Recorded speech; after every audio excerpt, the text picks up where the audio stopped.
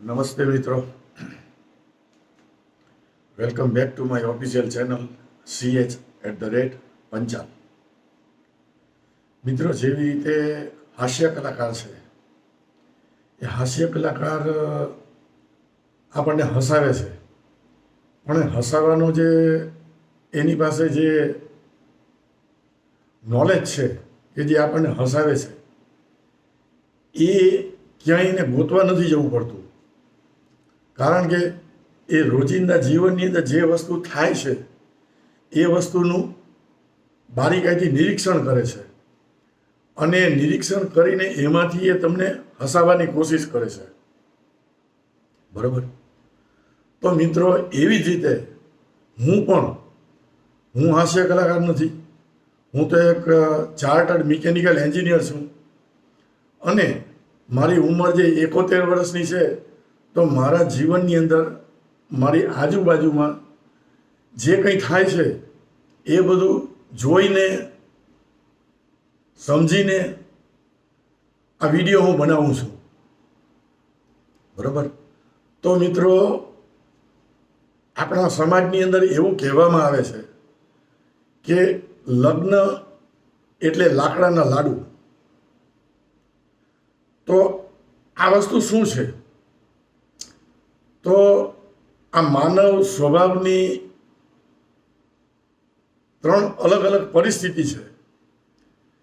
એટલે કે માનવ સ્વભાવને આપણે સમજવાની કોશિશ કરીએ, રાઈટ? તો પહેલું હું એવું કહીશ કે કુંવારાના લગ્ન નથી થતા.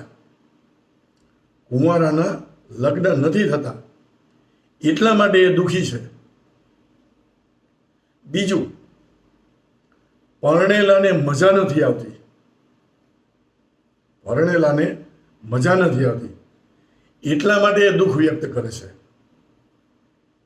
અને ત્રીજું, છૂટાછેડાવાળાને ફરીથી લગ્ન કરવા છે એટલા માટે એ દુઃખી છે. તો મિત્રો, આ 3 જે મેં તમને અલગ અલગ પરિસ્થિતિ બતાવી, આ 3 પરિસ્થિતિમાંથી કોઈ સુખી નથી એવું મને લાગે છે.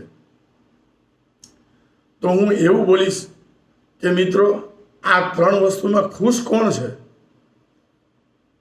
અને એટલા માટે જ એવું કહેવામાં આવ્યું છે કે લગ્ન એટલે લાકડાના લાડુ. હવે હું મારા જીવનની અંદર આજુબાજુમાં જે બધું સર્વે કરું છું, જોઉં છું, એના આધારે માનવ સ્વભાવની જે એક મોટી સત્યતા છે એને હું એવું કહીશ કે માણસ ગમે તે પરિસ્થિતિમાં હોય, તે ક્યારે પણ સંપૂર્ણ સંતોષ અનુભવી શકતો નથી. આ સમાજની 3 અલગ અલગ પરિસ્થિતિ છે. તો પહેલી પરિસ્થિતિ મેં તમને શું બતાડેલી? કુંવારાની, કે જેમના લગ્ન થતા નથી અથવા તો જેમના લગ્ન નથી થયા, તો તેઓ લગ્ન કરવા માટે ઉત્સુક છે અને એવો વિચાર કરે છે કે લગ્ન પછી જ જિંદગી સરસ બની જશે. રાઈટ? બીજી વસ્તુ, પરણેલા, તે પરણેલાને મજા નથી આવતી. તો જેમના લગ્ન થઈ ગયા છે તેઓ રોજબરોજની જવાબદારીઓ અને ઝંઝટોથી કંટાળીને એવું વિચારે છે કે ભાઈ આના કરતાં તો કુંવારા હતા એ લાઈફ બહુ સારી હતી. તો એ પણ ખુશ નથી. અને જે લોકોએ લગ્ન કરી લીધેલા છે અને અણબનાવ થઈને છૂટાછેડા લઈ લીધેલા છે, તો એ શું વિચારે છે એ આપણે જોઈએ. તો છૂટાછેડાવાળા છે, જેઓ એક સંબંધમાંથી મુક્ત થઈ ગયેલા છે, તેઓ એકલતા અનુભવી રહેલા છે અને ફરીથી સથવારો શોધવા માટે લગ્ન કરવા માંગે છે. તો મિત્રો, આ 3 પરિસ્થિતિ છે સમાજની અંદર. તો હું એમ કહીશ કે આમાં ખુશ કોણ છે? તો આ જે સવાલ છે આ સવાલનો અર્થ એવો નથી કે દુનિયામાં કોઈ ખુશ નથી, એવું નથી હોતું.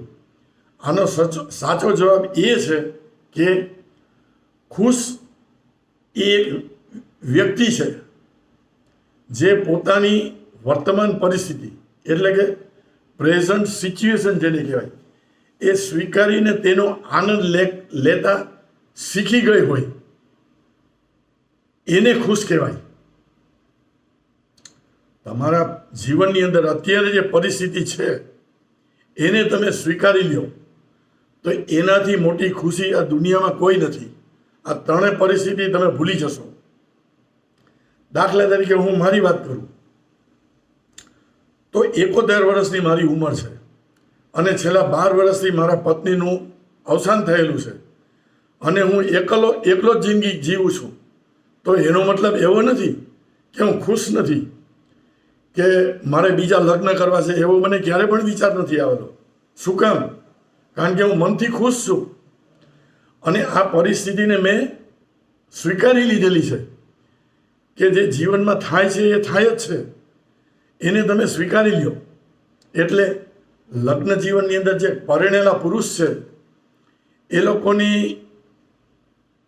જે રોજબરોજની જવાબદારી છે અથવા તો કોઈ વસ્તુથી કંટાળેલા છે તો એ લોકો જે એમ વિચારે છે કે મારી લાઈફ આ સારી નથી, એના કરતાં હું કુંવારો હતો એ સારો હતો, તો એવું નથી.